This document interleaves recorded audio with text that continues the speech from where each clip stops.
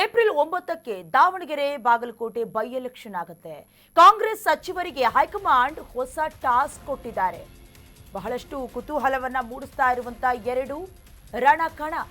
April 9ಕ್ಕೆ election ಆಗುತ್ತೆ, by election Davanagere ಹಾಗೆ ಬಾಗಲಕೋಟೆಯಲ್ಲಿ. ಕಾಂಗ್ರೆಸ್ ಸಚಿವರಿಗೆ ಈಗಾಗಲೇ ಹೈಕಮಾಂಡ್ ಕೂಡ ಹೊಸ ಟಾಸ್ಕ್ ಕೊಟ್ಟಿದ್ದಾರೆ.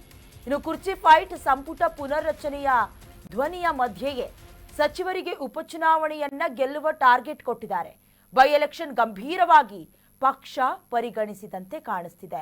ರಿಸಲ್ಟ್ ಮೇಲೆ ಸಚಿವರ ಕುರ್ಚಿ ಭವಿಷ್ಯ ನಿರ್ಧಾರ ಆಗುವಂತಹ ಸಾಧ್ಯತೆ ಕೂಡ ಇದೆ. ಒಂದು ರೀತಿಯ ಪ್ರತಿಷ್ಠೆಯ ಕಣ. ದಾವಣಗೆರೆ ದಕ್ಷಿಣದಲ್ಲಿ ಚುನಾವಣೆಯ ರಂಗು ಒಂದು ಕಡೆ ಜೋರಾಗ್ತಾ ಇದೆ. ಇದರ ಮಧ್ಯದಲ್ಲಿ ರಾಜಕೀಯ ಚಟುವಟಿಕೆಗಳು ಕೂಡ ಗರಿಗೆದರ್ತಾ ಇದೆ. ಹಾಗೆ ಕಾಂಗ್ರೆಸ್ ಬಂಡಾಯ ಅಭ್ಯರ್ಥಿಯನ್ನ ಉಚ್ಚಾಟನೆ ಕೂಡ ಮಾಡಲಾಗಿದೆ ಅನ್ನೋದನ್ನ ಗಮನಿಸಬೇಕಾಗತ್ತೆ. ಹೀಗಾಗಿ ಏನಾಗುತ್ತೆ, ನಿಜಕ್ಕೂ ಪ್ರತಿಷ್ಠೆಯ ಕಣದಲ್ಲಿ ಈ ಹಿಂದೆ ಕೂಡ ಈ ಎರಡು ಕ್ಷೇತ್ರಗಳು ಕಾಂಗ್ರೆಸ್ನ ಭದ್ರಕೋಟೆ ಅಂತ ಅನಿಸ್ಕೊಂಡಿದ್ವು.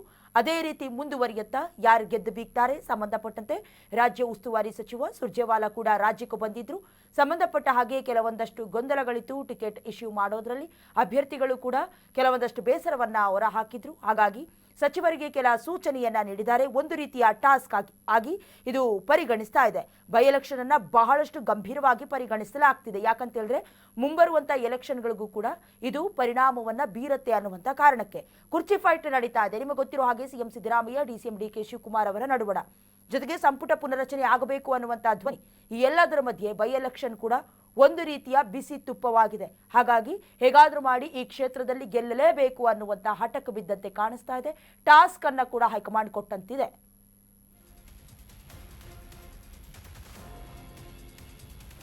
ಇನ್ನು ಸಚಿವರಿಗೆ ಕೆಲ ಸೂಚನೆಯನ್ನ ಸುರ್ಜೇವಾಲಾ ಅವರು ಕೊಟ್ಟಿದ್ದು, ಅಂದ್ರೆ ಸಚಿವರು ಫೀಲ್ಡ್ ಇಳಿಬೇಕು, ಕೆಲಸ ಮಾಡಬೇಕು, ಪ್ರಚಾರ ಮಾಡಬೇಕು, ಅಭ್ಯರ್ಥಿಗಳ ನಡುವಾಗಿ ಅಥವಾ ನಡುವಣ ಇದ್ದು ಸರ್ಕಾರದ ಯೋಜನೆಗಳನ್ನ ಜನರಿಗೆ ತಲುಪಿಸಿ, ಜೊತೆಗೆ ಬೈ ಎಲೆಕ್ಷನ್ ಜವಾಬ್ದಾರಿಯನ್ನ ನಿಭಾಯಿಸಿ ಅಂತ ಸಚಿವರಿಗೆ ಉಸ್ತುವಾರಿ ಸುರ್ಜೇವಾಲಾ ಕಿವಿ ಮಾತನ್ನ ಹೇಳಿದ್ದಾರೆ.